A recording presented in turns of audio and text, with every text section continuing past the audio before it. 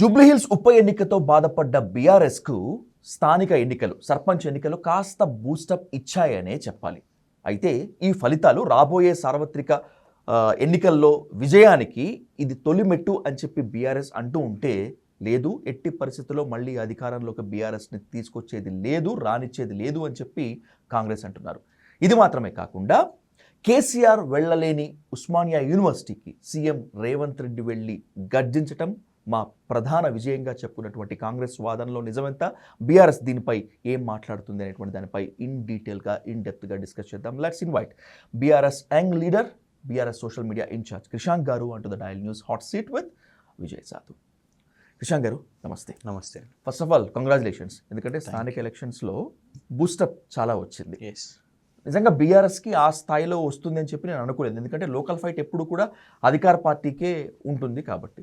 మీరైనా ఎక్స్పెక్ట్ చేశారా ఈ స్థాయిలో బూస్టప్ ఉంటుంది అని చెప్పి?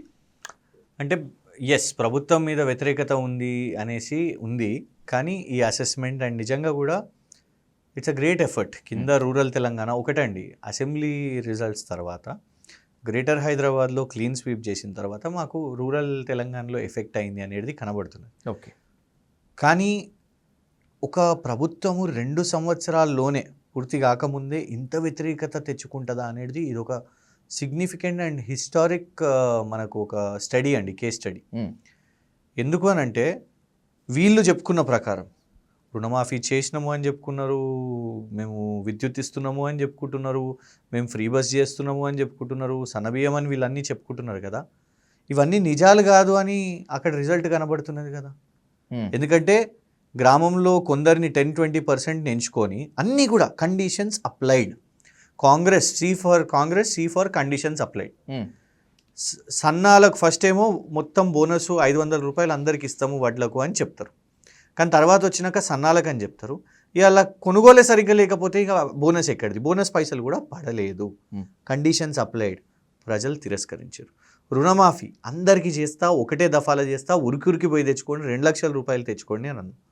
ఒకే దఫాలో కాలేదు, 2 లక్షలు ఇవ్వలేదు. గ్రామంలో 500 మంది ఉంటే 100 మందినో 50 మందినే ఎంచుకున్నావు. కండిషన్స్ అప్లైడ్ అన్నావు, ప్రజలు తిరస్కరించారు. 2 పంటలు నువ్వు రైతు భరోసా వేయలేదు. రైతు భరోసా 15,000 అన్నావు, 12,000కు తగ్గించినావు.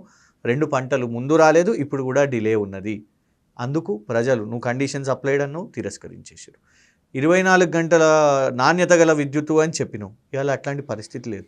నీళ్ల కోసం రోడ్డు మీదకి ఇచ్చి కొట్లాడాల్సిన పరిస్థితి. యూరియా కృత్రిమంగా సోషల్ మీడియా మీరు అండ్ మేము సోషల్ మీడియా కలిసి సృష్టించింది ఇది, అట్లాంటిది ఏం లేదు, వాళ్ళు రైతులు కాదు, వాళ్ళు బీఆర్ఎస్ వాళ్ళు అని చెప్పినావు. ఫలితాలు చూపెడుతున్నాయి. 1345 1345 is a very remarkable thing for an opposition. 2 సంవత్సరాలు, మేము 10 సంవత్సరాలు ప్రభుత్వం నుండి వీళ్ళు ఏదో మా మీద వ్యతిరేకత ఉన్నది, ఇంకా కేసీఆర్ గారు బయటికి రారు, వాళ్ళు శవమై తేలిపోవాలి, కేసీఆర్ గారు శిక్షించాలి, దేవుడు శిక్షించాలి, ఇన్ని శాపాలు పెట్టిన తర్వాత హత్య జరిగింది కదా. ఇదే సర్పంచ్ ఎలక్షన్లో హత్యలు జరిగినాయి, కిడ్నాపింగ్లు జరిగినాయి, అభ్యర్థిని వాళ్ళ భర్తను తీసుకుపోయి మూత్రం పోసారు. దారుణమైన ఘటన అది. బీసీలు మల్లయ్య యాదవ్ గారు కానివ్వండి, లేకుంటే నల్గొండ ఇంకో బీసీ యాదవ్ కానివ్వండి, ఇలాంటి ఘటనలు జరిగినా కూడా ధైర్యంగా నిలబడి మాకు ఇన్ని నంబర్స్ వచ్చాయనంటే 1-2 చరిత్రలో ఒకటి తెలుసుకోవాలి. అప్పుడు బీజేపీ కూడా కాంగ్రెస్ ముక్త్ భారత్ అని చాలా అహంకారంగా మాట్లాడిందండి. అదే అహంకారం రేవంత్ రెడ్డి గారికి కూడా వచ్చింది. బీఆర్ఎస్ లేదు, బీఆర్ఎస్ ఖతమైపోయింది, వాళ్ళ పునాదులను కూడా తుడిపేస్తా, ఆనవాళ్ళు లేకుండా చేస్తా, ఎప్పుడెప్పుడు అహంకారం మమ్మల్ని రుద్దినండి. అహంకారం అనే పదం మేము ఎప్పుడు ఏనాడు అట్లా అనలేదు. మేము కాంగ్రెస్ ముక్త భారత్, ఇన్ఫ్యాక్ట్ ఆ రోజు కేసీఆర్ గారు కూడా అన్నారు, అది తప్పది, ఏ పార్టీ అట్లుండదు, ఒక సంఘమైనా ఒక పార్టీ అయినా అది ఉంటుంది, దాని ఐడియాలజీ ఉంటుంది. ఇవాళ మా ఐడియాలజీ కింద స్థాయిలో మా సర్పంచ్లు తీసుకొని పోయారు, ఆ ఫలితాలు బ్రహ్మాండంగా కనబడ్డాయి. సో ఒకటేంటిది అని అంటే we're there, we will be there, మేము ఉంటాం. తెలంగాణ వాదం అనేది ఉన్నది, తెలంగాణ మా ప్రయారిటీ కాబట్టి, రైతాంగం మా ప్రయారిటీ కాబట్టి ఇవాళ ఆ రైతాంగం గ్రామాల్లో ఈ రిజల్ట్ చూపెట్టింది. రేపు డెఫినెట్గా ఈ 2nd, 3rd ఫేజ్ కూడా కనబడుతుంది. ఎందుకంటే చరిత్రలో మొట్టమొదటిసారి ఒక ముఖ్యమంత్రి సర్పంచ్ ఎన్నికల్లో ప్రచారం చేసిండండి. కేసీఆర్ గారు ఏనాడు ఉప ఎన్నికల్లో కూడా ప్రచారం చేయలేదు. జూబ్లీ హిల్స్ ఉప ఎన్నికకు కూడా రాలేదు. రేవంత్ రెడ్డి గారు జూబ్లీ హిల్స్ ఉప ఎన్నిక ప్రచారం చేసిర్రు. సర్పంచ్ ఎన్నికలలో కూడా మొత్తం ప్రతి ఒక్క జిల్లాలో మీటింగ్ పెట్టారు కదా. రేపు సెకండ్ ఫేజ్ థర్డ్ ఫేజ్ ఇంకెక్కువ మీటింగ్స్ చేస్తారు కావచ్చు. సెకండ్ ఫేజ్ థర్డ్ ఫేజ్ కూడా పాజిటివ్గా కనబడుతుంది. రానున్న జిహెచ్ఎంసీలో కూడా పాజిటివ్గా కనబడుతుంది. చూడండి, ప్రజలు మిమ్మల్ని కోరుకుంటున్నారు అనేందుకు సంకేతమా, లేకపోతే కాంగ్రెస్ మీద విరక్తితో రూలింగ్ పార్టీకి బుద్ధి చెప్పాలి అనేటువంటి దాంతో మీకు వేశారనుకుందామా? నాకు క్లియర్ పోస్ట్ మార్టం కావాలి. రెండు అండి, రెండు. ఒకటి ఏంటంటే అసెంబ్లీ ఎన్నికలు జరిగినప్పుడు మల్టిపుల్ రీజన్స్ ఉండే. మల్టిపుల్ రీజన్స్ ఏంది, కొందరు ఏంటంటే అయ్యో మేము కేసీఆర్ గారు ఓడిపోతారు అని అనుకోలేదు, ఎమ్మెల్యేలు ఎమ్మెల్యేలు. అవును, ఈ వాదన బాగా వినిపించింది కదా. లెట్ us బి ఫ్రాంక్, మా ఎమ్మెల్యేలు ఇది ఎందుకు అంటున్నాను అని అనుకోవచ్చు. కానీ ఇవాళ ఏ కంపారిజన్ అయితే మొదలవుతుందో, ఇప్పుడు కొత్త వాళ్ళు వచ్చింది అనుకోండి, కొత్త వాళ్ళు వచ్చిన తర్వాత కాంగ్రెస్ ఎమ్మెల్యేనే కదా మొన్న, నేను ₹1,00,000 కూడా ఇవ్వలేకపోతున్నా, నేను తలెత్తుకోలేకపోతున్నా, తిరగలేకపోతున్నా, మాకు సిగ్గుగా ఉన్నది, అభివృద్ధి కార్యక్రమాలు చేయలేకపోతున్నా అని అన్న పరిస్థితి. ఆనాడు అట్లున్నదా? ఏదైనా ఎమ్మెల్యే త్రూ జరగాలి అనేది అన్నారు కదా. ఇలా చూడండి, కళ్యాణ లక్ష్మి కాదండి, పిల్లలు పుట్టిన తర్వాత ఇవాళ కళ్యాణ లక్ష్మి చెక్కులు ఇస్తున్న పరిస్థితి. రామగుండంలో అది కూడా సందర్భం చూసినాం కదా. ఒక ఎమ్మెల్యే అయితే వరల్డ్ బ్యాంక్కి రాసిండండి డైరెక్ట్గా, మా ప్రభుత్వం మీద హోప్ లేదు, ముఖ్యమంత్రి గారి మీద హోప్ లేదు, ప్రపంచ బ్యాంకు నా నిధులకు ఇవ్వండి అని ఆ మదన్ మోహన్ గారు వారు రాసిరండి. సో అలాంటి పరిస్థితి లేకుండే కదా. ఇంగ్లీష్లో ఒక సామెత ఉన్నది Vijay garu, you can fool one at one time, two at two times, you cannot fool all at all times. మీరు మా మీద చేసిన అబద్ధాలు, దుష్ప్రచారాలు, ఆ హాలిడే పీరియడ్ ఈజ్ ఓవర్, ఈ 2 years. సో ఆనాడు మా మీదికి సృష్టించారు. మీరు చేసిన అబద్ధాలు ఏంటిది, మేము ఆనాడు రైతులను పట్టించుకుంటున్నా, లేకుంటే రకరకాల కార్యక్రమాలు చేస్తున్నా, కేసీఆర్ కంటే ఎక్కువ ఇస్తాం మేము, రైతు బంధా దానికంటే 1,00,000-2 లక్షలు మేము ఎక్కువ ఇస్తాం, ఏదైనా ఏ పథకమైనా కూడా మేము ఇది చేసి చూపెడతాము అని చెప్పారు. కానీ వచ్చిన తర్వాత ఏం చేశారు మీరు? ఉన్నాయి ఆపేసిన పరిస్థితి కదా. కేసీఆర్ కిట్ ఆగిపోయింది, కంటి వెలుగు ఆగిపోయింది, పెన్షన్లు ₹4,000 అన్నావు, పడతలేవు, ఉన్న పెన్షనే డిలే అవుతున్నది. ఇన్ని స్కీమ్స్, రైతు బంధుని ఆపేసిండ్రు, 2 పంటలు ఇవ్వలేదు, మీరు రైతు బీమా ఆపేసిండ్రు. ఇవన్నీ జరిగినప్పుడు అప్పుడు మేము వరదలు వస్తే ₹10,000 ఇస్తే కొందరు మిస్ అవుతారండి. 100 out of 100 ఈజ్ ఇంపాసిబుల్ కదా.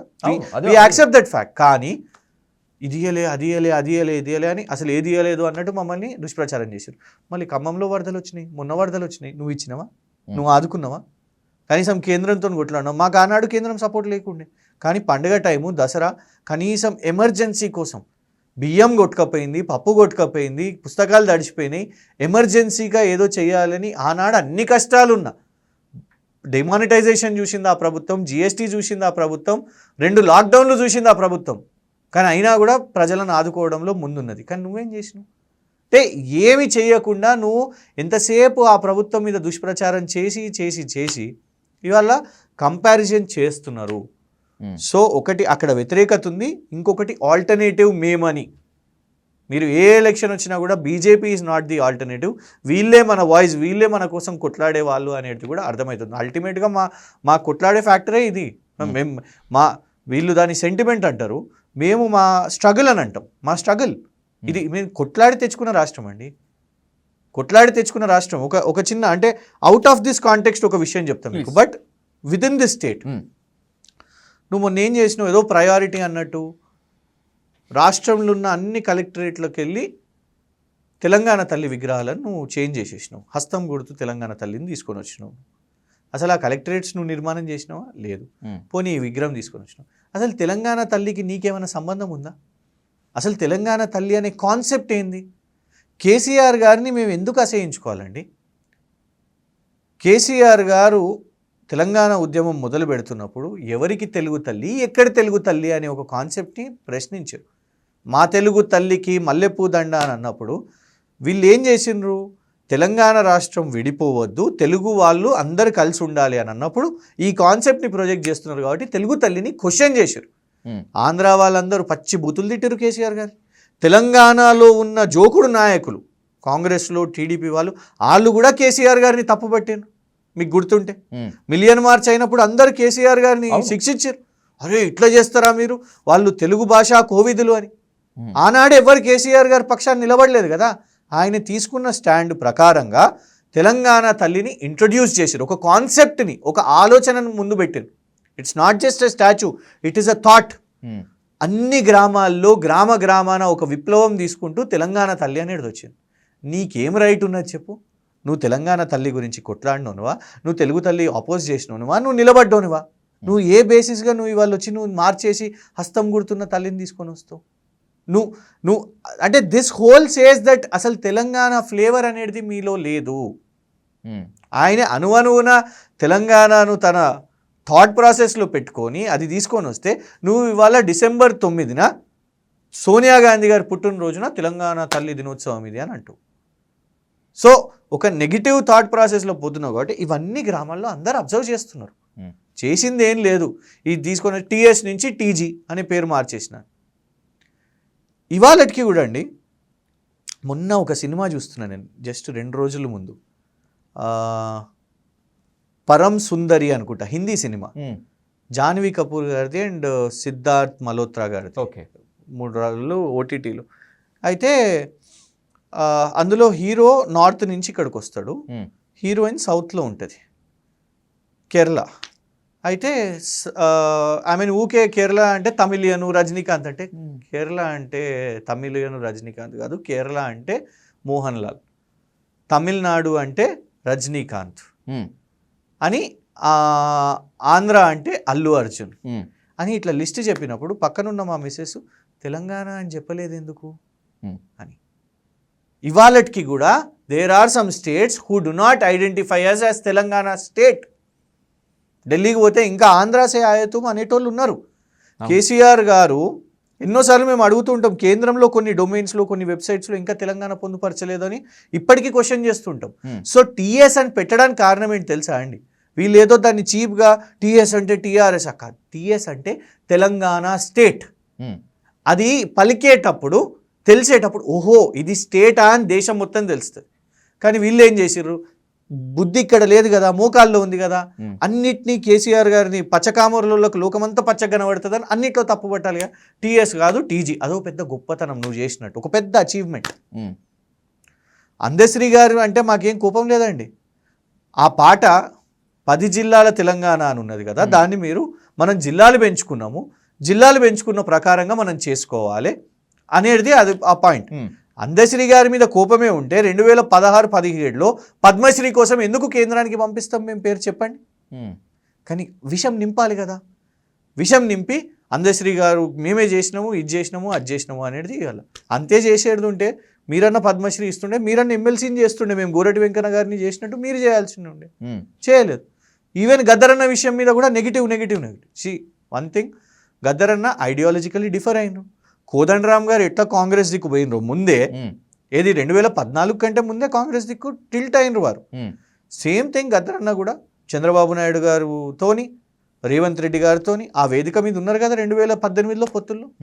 ఇప్పుడు ముఖ్యమంత్రి అంటే ఒక టైము, అపాయింట్మెంట్ ఎవరైనా ఉంటారండి. ఇప్పుడు ముఖ్యమంత్రి వదిలేండి విజయ్ గారు, మీరు లేనప్పుడో, లేకుంటే మీరు ఏదో బిజీగా ఉన్నప్పుడో, మీరు పడుకున్నప్పుడు, ఇంకేదో పని చేస్తున్నప్పుడు నేను వచ్చి మీ గేట్ ముందు నేనున్నా విజయ్ భాయ్ నేను రానియలేదు అని నేను ఫోటో తీసుకొని వైరల్ చేస్తే అయిపోతుందా?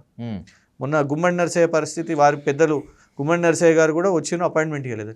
కానీ ఏమైంది, గద్దరన్నను నిలబెట్టిను, అపాయింట్మెంట్ ఇవ్వలేదు, ఇది అది అది ఇది అనేసి బద్నాం చేశారు. నీకు గద్దరన్న మీద అంతనే చిత్తశుద్ధి ఉంటే, గద్దరన్న కళ ఏముండే, పార్లమెంటరీ పాలిటిక్స్, లెజిస్లేటివ్ పాలిటిక్స్ దాని మీద ఉండే. కానీ నువ్వేం చేసినావు, మొన్న కంఫర్టబుల్గా మీ గవర్నమెంట్ ఉన్నా కూడా కంటోన్మెంట్ బై ఎలక్షన్ వస్తే ఏం చేసినావు, మీరు అక్కడ వాళ్ళ కుమార్తెని తీసేసి బీజేపీ నుంచి అభ్యర్థిని తీసుకొని కాంగ్రెస్ నుంచి ఎమ్మెల్యేని చేసినావు. అంటే నేను ఇవన్నీ మీకు ఎందుకు చెప్తున్నా అంటే, అడుగడుగున అబద్ధాలు చెప్పి మీరు అన్నారు కదా కాంగ్రెస్ని చీకొడుతున్నారా, బీఆర్ఎస్ని ఇష్టపడుతున్నారా అని అంటే ఇన్ని ఉన్నాయండి. ఎన్ని అబద్ధాలు చెప్పమంటారు చెప్పండి, పెద్ద పుస్తకం అవుతుంది. మా మీద అడుగడుగున అబద్ధాలు చెప్పి గద్దరన్న, అందశ్రీ, TGTS, తెలుగు తల్లి, తెలంగాణ తల్లి, ఈ అన్నీ మాకు చెప్పి ప్రజలను మభ్యపెట్టి మేము ఇన్ని ఇస్తాం, అన్ని ఇస్తాం, 500 బోనస్ ఇస్తాము, రైతు భరోసా ఇస్తాము, ఇవన్నీ పెంచుతాము అని చెప్పి ఇవాళ అవన్నీ కూడా అబద్ధాలు పటాపంచలు అయిపోయి ఇవాళ గ్యారంటీల గురించి, హామీల గురించి, డైరెక్షన్ల గురించి మాట్లాడని రేవంత్ రెడ్డి గారికి ఇవాళ ఈ 1345 ఫస్ట్ ఫేజ్ సర్పంచ్లు అనేటి ఫస్ట్ షాకు మునుముందు ఇంకా చాలా ఉంటాయి. ఓ ముఖ్యమైన ప్రశ్నతో ఈ టాపిక్ ముగిస్తాను క్రిషాంక్ గారు. ఉస్మాన్ యూనివర్సిటీ గడ్డ మీదకి, ఉస్మాన్ యూనివర్సిటీ సాక్షిగా రేవంత్ రెడ్డి ప్రసంగం, Revanth Reddy entry as a chief మినిస్టర్గా ముఖ్యమంత్రిగా పనిచేసినటువంటి కేసీఆర్ గారికి మాత్రమే కాకుండా అసలు ఉస్మాన్ యూనివర్సిటీలోకి వెళ్ళే ధైర్యం చేయనటువంటి బీఆర్ఎస్కు, బీఆర్ఎస్ నేతలకు, అంటే మీలాంటి యంగ్ టర్క్స్ కూడా ఒక టైట్ స్లాప్ అనుకోవచ్చా? ఒకటి నెంబర్ 1, నేను రీసెంట్గా కూడా రెగ్యులర్గా వెళ్తూ ఉంటాను, ఎందుకంటే I been PhD scholar there, pass out కూడా అయినాను.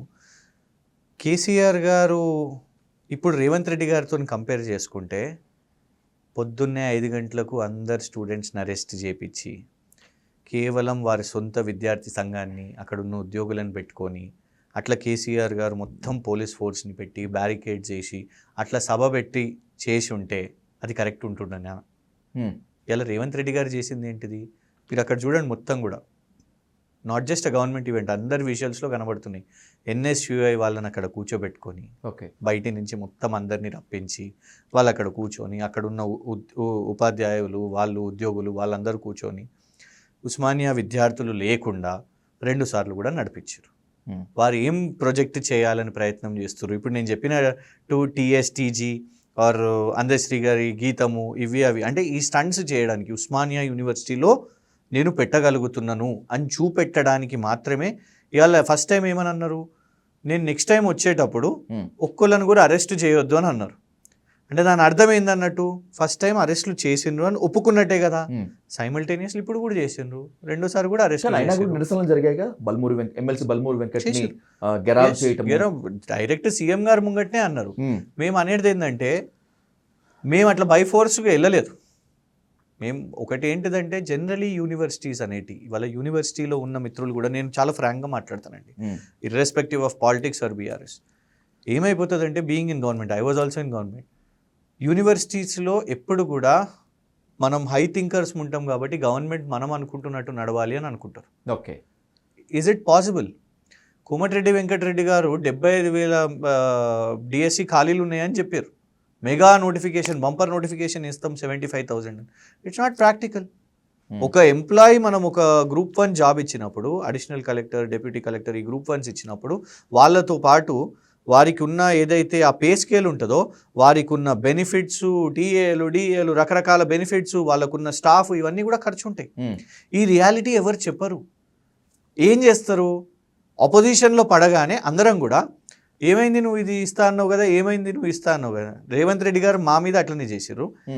కానీ నేను ప్రాక్టికల్గా ఉంటాను కాబట్టి నేను ఇవాళ ఆ ఒక్క పాయింటే కాదు, వాళ్ళు అబద్ధాలు చెప్పినరు. జాబ్ క్యాలెండర్ అని చెప్పినరు. It's not really possible that every year మీకు ఆ బెనిఫిట్స్ అవన్నీ కూడా. ఇప్పుడు చూడండి, రిటైర్డ్ అయిన వాళ్ళనే ఇవాళ వరకు పెన్షన్స్ క్లియర్ చేయలేదు. వాళ్ళు వచ్చి అంటున్నారు 20% కమిషన్ అడుగుతున్నారు మమ్మల్ని అనేసి. రిటైర్డ్ అయిన పెన్షనర్స్ని, రాష్ట్ర ప్రభుత్వ ఉద్యోగులను కూడా వీళ్ళు అడుగుతున్నారు డబ్బులు. ఎక్కడనో ఒకటి బ్రేక్ కావాలి. మేము ఆనాడు అడ్వైజర్స్ని పెట్టుకున్నా, లేకుంటే రిటైర్డ్ వాళ్ళని పెట్టుకుంటే కూడా, మీరు రిటైర్డ్ అయిన వాళ్ళని పెట్టుకుంటారా మీరు అని కోర్టుకు కూడా పోయినారు రేవంత్ రెడ్డి. అవును. ఇవాళ మరి మీరేం చేస్తున్నారు? ఇంకొకటి అండి, ఆనాడు మాకు అడుగడుగున రిజర్వేషన్ ఇష్యూస్ కేంద్రం కూడా యూజీసీ చెప్పింది, మీరు ఫిలప్ చేయకండి అని. కొన్ని సంవత్సరాలు రాష్ట్రంలో అన్ని యూనివర్సిటీస్ కూడా ఆపేసినాం. మరి ఇవాళ మిమ్మల్ని 2 years నుంచి ఎవరు, మీకు ఏం అడ్డంకులు ఉన్నాయి చెప్పండి? మీరు నోటిఫికేషన్ చేయండి, ఫిల్ చేయండి. ఇప్పుడు మీరు 1000 కోట్లు అని ఉస్మానియాకి అంటున్నారు కదా, ఆ 1000 కోట్లను ఎట్లా ఉపయోగిస్తారో చెప్పండి? అక్కడున్న స్టూడెంట్స్ మీద ఉపయోగిస్తారా? ఏమన్నా స్కాలర్షిప్స్ పెడతారా? లేదు ఉన్న కాంట్రాక్ట్ లెక్చరర్స్కో, లేకుంటే పార్ట్ టైం లెక్చరర్స్కో వాళ్ళని ఏమైనా రెగ్యులరైజ్ చేసేయడమో, లేకుంటే వాళ్ళ శాలరీస్ ఏమన్నా అవుతాయా? లేకుంటే ఏమన్నా అదనంగా పోస్టులు ఏమన్నా వేయబోతున్నారా? లేకుంటే ఏమన్నా ఇన్ఫ్రాస్ట్రక్చరా? ఉట్టిగానే 1000 కోట్లని ప్రకటన కాదు. తెలిసి ఉన్న బకాయిలను తీర్చడానికి ఇంకా 2-3 వేల కోట్లు అవసరం అనుకుంటాను నాకు తెలిసి ఉస్మానియా యూనివర్సిటీ. అంటే ఒకటి, మెస్ ఛార్జెస్ మేము గతంలో కొన్ని బకాయిలు మాఫీ చేసినాం, మీరు మాఫీ చేయండి. సో ఇవాళ ఒకటి ఏంటంటే, అల్టిమేట్లీ ఎడ్యుకేషన్ అనేది, we need good teachers. We need good teachers to teach. More than the buildings, we need good staff. ఇవాళ అది చేయాల్సిన అవసరం ఉన్నది. కానీ ఇది చాలా లార్జర్ సబ్జెక్ట్ లేండి, టీచర్స్ కూడా ఇష్టపడరు. ఆనాడు మేము ట్రాన్స్ఫర్స్ అనగానే మా మీదకి నారాజ్ అయిపోయారు టీచర్స్. మొత్తం గవర్నమెంట్ సర్వీస్ అంటే ఎక్కడంటే మనం అది చెప్పాలి కదండి. ఈ రియాలిటీ మనం ఒప్పుకోకపోతే ఎగ్జాక్ట్లీ. ఎట్లా చేయాలి చెప్పండి? It will become difficult for governments also. ఆనాడు అట్లాంటి పైరవీలు అవన్నీ కూడా చేయలేదు. But teachers, some of the teachers they celebrated. Secretariat దగ్గర కోదండరామ్ గారిని ఎత్తుకున్నారు, ప్రభుత్వ ఉద్యోగులు మిఠాయిలు తినిపించారు. ఇప్పుడు చూడండి ఏం జరుగుతుందో. ఇప్పుడు చూద్దాం టీఏలు డిఏలు అనేది. ఇది యాజ్ అ పొలిటీషియన్ నేను చెప్తే వాళ్ళకి నచ్చకపోవచ్చు, కానీ ఒక ఉద్యమకారుని కాబట్టి we were the affected lot, the students were the affected lot. ఇవాళ ఉస్మానియా యూనివర్సిటీ అని గొప్పగా చెప్తున్నారు కదా రేవంత్ రెడ్డి గారు. కేసీఆర్ గారు ఉద్యమకారులకు చేయలేదు అని అంటున్నారు. ఎంతమంది అండి ఇవాళ మీ కాంగ్రెస్లో ఉన్న బొంతు రామ్మోహన్ గారు మేయర్గా బీఆర్ఎస్లో, అదే ఉస్మానియా యూనివర్సిటీ నుంచి హైదరాబాద్ నగర మొదటి మేయర్గా చేశారు. బాబా ఫషీయుద్దీన్ మీ పార్టీలో ఉన్న డిప్యూటీ మేయర్, విద్యార్థి నాయకుని గుండే డిప్యూటీ మేయర్గా చేశారు. మా దగ్గర బాల్క సుమన్ గారు ఉస్మానియా యూనివర్సిటీ నుంచి ఎంపీకి వెళ్ళారు. గాదర్ కిషోర్ గారు ఎమ్మెల్యేగా చేశారు 2 సార్లు. మీ దగ్గరకు వచ్చిన పిడమర్తి రవి గారు మీరు ఇవాళ వరకు కూడా ఏమి ఇవ్వలేదు. మా దగ్గర ఎస్సీ కార్పొరేషన్ చైర్మన్ ఇచ్చారు, ఎమ్మెల్యే టికెట్ ఇచ్చారు, ఓడిపోతే మళ్ళా టికెట్ ఇచ్చారు, మళ్ళీ ఎస్సీ కార్పొరేషన్ చైర్మన్ ఇచ్చారు, మళ్ళీ ఎక్స్టెన్షన్ కూడా ఇచ్చారు. ఎర్రోల శ్రీనివాస్ గారు ఫస్ట్ ఎస్సీ కమిషన్ చైర్మన్, నేను మైనింగ్ శాఖ, one of the most important శాఖలు ఈ రాష్ట్రానికి మైనింగ్ శాఖ ఇవ్వడం జరిగింది. ఇట్లా లిస్టు చాలా పెద్దగా ఉన్నది. మేము మేయర్ల నుంచి మొదలెట్టుకుంటే ఎమ్మెల్యే, ఎంపీ. మీరు అనొచ్చు, కొందరు పాపం మా మిత్రులు అనొచ్చు, మీకు అయిపోతే సరిపోతుందా అనేసి. కనీసం ఇన్నైనా చేసిండబ్బా. చెప్పడానికి ఒక 50-100 సర్పంచ్లు, జెడ్పీటీసీలు, ఎంపీటీసీలు, లైబ్రరీల చైర్మన్ ఇన్నైనా చేసిండు. రేవంత్ రెడ్డి గారు ఎవరిని చేసిండు చెప్పండి? మానవతరాయ్ అట్లనే ఉన్న పరిస్థితి, దర్వెల్లన్న అట్లనే ఉన్న పరిస్థితి, దుర్గం భాస్కర్ అట్లనే ఉన్నాడు, మాందల భాస్కర్ వారు అట్లనే ఉన్నారు, పిడమర్తి రవి గారు కాంగ్రెస్కి వచ్చారు, బాలలక్ష్మి గారికి ఒక కమిషన్లో తీసుకొని ఒక మెంబర్గా చేశారు. సో యాక్చువల్లీ రాహుల్ గాంధీ గారు ప్రామిస్ ఏముండే, హమ్ ఆప్కు విధానసభ में भिजाएंगे 5 लोगों को విధానసభ में भिजाएंगे, 5 ఎమ్మెల్యేలని చేస్తానన్నారు. ఇప్పుడు చెప్పండి, ఆ ఉస్మానియా యూనివర్సిటీకి వచ్చి అది సరే పోనీ నువ్వు ఉన్న విద్యార్థులకు జాబ్ క్యాలెండరు చెప్పలేదు, పోనీ ఉద్యమకారులకు టికెట్లు ఆర్ పొలిటికల్ ఆపర్చునిటీస్ గురించి చెప్పలేదు. కనీసం అమరవీరుల కన్నా అదే ఉస్మానియా యూనివర్సిటీ నువ్వు వస్తుంటే యాదయ్య ఎన్సీసీ గేట్ దగ్గర అక్కడ ఆనాడు చలో అసెంబ్లీ టైంలో తను బలిదానం చేసుకున్నారు. వారు మర్చిపోయాను. ఇషాంత్ రెడ్డి కొంచెం ఇటు ముంగట్టుకు వస్తుంటే లైబ్రరీ దగ్గర ఇషాంత్ రెడ్డి, ఆ ఇంజనీరింగ్ కాలేజ్ దగ్గర అక్కడ మిగడ సాయి కుమార్, ఇంకా కొంచెం ముందుకు వస్తే మీకు ల్యాండ్స్కేప్ గార్డెన్ దగ్గర వేణుగోపాల్ రెడ్డి. వీళ్ళ పేర్లు కూడా మీకు గుర్తు రాలేదా? అమరవీరులకు నివాళులన్నా అర్పియాలి, విద్యార్థి అమరవీరులకన్నా రాలేదా? నయ్యే తుమ్మే తెలంగాణ. రేవంత్ రెడ్డి గారిలో తెలంగాణ లేదు, ఉస్మానియా యూనివర్సిటీ ఫీలింగ్ అనేది కూడా లేదు. It's just a stunt. మీరు అలా అడిగిన క్వశ్చన్ ఉన్నది చూడండి, అది చూపెట్టుకోవడానికి, ఆ చెప్పుకోవడానికే కపట ప్రేమ. కేసీఆర్ గారు రాలేదు, నేను ఉస్మానియా యూనివర్సిటీకి వచ్చే వాళ్ళు ఎవరండి? ఎక్కువ మేజర్గా పేద గ్రామీణ ప్రాంతం నుంచి ఎస్సీ, ఎస్టీ, ఓబీసీస్, మైనారిటీస్ వస్తారు. సో వాళ్ళు ఇక్కడికి రావడం, ఈ ఉస్మానియా యూనివర్సిటీ అని అనుకుంటున్నాం కదా, దీనికంటే ఇంపార్టెంట్ వాళ్ళ ప్రైమరీ రూట్స్ ఏంటి? వాళ్ళ స్కూలింగ్. యూనివర్సిటీకి ఎప్పుడు వస్తారు? స్కూలింగ్ పర్ఫెక్ట్గా వస్తే. మరి అదే స్కూలింగ్, ఆ గురుకుల పాఠశాలలను కేసీఆర్ గారు ఎంత గొప్పగా తీర్చిదిద్దారు, నువ్వు ఇవాళ దాన్ని ఎంత తక్కువ చూస్తున్నావు. సో మా చిత్తశుద్ధి చూడండి, మేము ఎడ్యుకేషన్ కోసం మేము చేసే ప్రయత్నాలు చేసినాం. చూడండి, అల్టిమేట్గా in what little you have, ఒక ముఖ్యమంత్రి దాన్ని ఎట్లా సదురుతాడు అనేది చాలా ఇంపార్టెంట్ అండి. కేంద్రం గమ్మున కూర్చున్నది. అది ఏ రాజు? ధృతరాష్ట్రుడు కదా, కళ్ళకు గంతలు కట్టుకున్నట్టు, కేంద్రం కళ్ళకు గంతలు కట్టుకున్నట్టు. అదేంటంటే ఒకవైపు ఇటు మొత్తం కంప్లీట్ క్లోజ్ ఉంటుందండి, కొంచెం ఇది లైట్గా ఉంటుంది. ఈ లైట్ దేనికోసం తెలుసా? ఆ పట్టి బీజేపీ రాష్ట్రాలు కనబడడానికి. బీజేపీ రాష్ట్రాలు కనబడితే కొంత మన బీజేపీ రాష్ట్రమే కదా, కొంత ఏమైనా చేద్దామని. కానీ ఇప్పుడు తెలంగాణనో లేకుంటే ఇంకేదైనా రాష్ట్రం ఎక్కడైతే బీజేపీ లేదో కంప్లీట్ క్లోజ్ అన్నట్టు. దాన్ని ఎవ్వరు కూడా అడగరు. మేము అడిగిన పాపన మా మీద పడ్డారు. మా మీద సిబిఐని వదిలేరు, ఈడీని వదిలేరు, ఐటీని వదిలేరు. రేవంత్ రెడ్డి గారు ఇంకేం మాట్లాడతలేరు, బీజేపీ మీద గప్చుకున్నారు. ఇలా వాళ్ళు మాకు సపోర్ట్ చేయకపోయినా ఉన్న దాంట్లో మేము చేసినాం what ever best we could do. Agriculture అని కొంత, స్కీమ్స్ అని కొంత, ఇంకొన్ని కొంత. ఆ స్కీమ్ల మీద బురద జల్లిండ్రు, మా ప్రాజెక్టుల మీద కన్నెర్ర చేసిండ్రు. ఒక పిల్లర్ ఏమన్నా అయితే దాన్ని రిపేర్ చేసే బదులు కూడా దాన్ని అట్లనే పడావ పెట్టే పరిస్థితి. అంత కక్ష కాంగ్రెస్ అండ్ బీజేపీ కలిసి మాత్రం చేసినాయి. ఇవాళ మీకు అవకాశం వచ్చింది, చేసి చూపెట్టండి. We're most welcome. మాటలకు కాదు, పేపర్కి కాదు, చేసి చూపెట్టండి. అది వ్యక్తులకు లాభం కావాలి. నువ్వు ఒక బిల్డింగ్ కట్టేసి, ఒకటే బిల్డింగ్ కట్టేసి 1000 కోట్లు ఖర్చు పెట్టేసినా అని చెప్పడం కాదు. అక్కడున్న స్టూడెంట్స్, అక్కడున్న అన్ఎంప్లాయిడ్ యూత్, అక్కడున్న స్టాఫ్, వాళ్ళ లైఫ్ ఎట్లా మారుతుంది, మన ఎడ్యుకేషన్ సిస్టమ్ ఎట్లా మారుతుంది, అది చేసి చూపెట్టు మేము డెఫినెట్గా హర్షం వ్యక్తం చేస్తాం. We will accept it. Let see Krishna గారు, నిజమే మీరు అన్న చాలా వాల్యుబుల్ పాయింట్. ఒక ఇన్ఫ్రాస్ట్రక్చర్ కట్టేసి పక్కన పెట్టేస్తే సరిపోదు. ఎవరైతే అక్కడ సహాయం కోసము, ఫెలోషిప్స్ కోసము, లేకపోతే ఫ్యూచర్ కోసం చూస్తున్నారో వాళ్ళకి ఈ 1000 కోట్ల జీవో, అవసరమైతే ఇంకో 1000 కోట్ల విడుదల చేయాలి. ఎస్. ఒకవేళ Congress government, especially CM Revanth Reddy ఆ మాట నిలుపుకుంటే ఆ రోజు ఖచ్చితంగా మిమ్మల్ని నిలదీస్తాను. ఒకవేళ మీరే గెలిస్తే మళ్ళీ డిస్కస్ చేద్దాం. Thank you so much Krishna garu. Thank you much.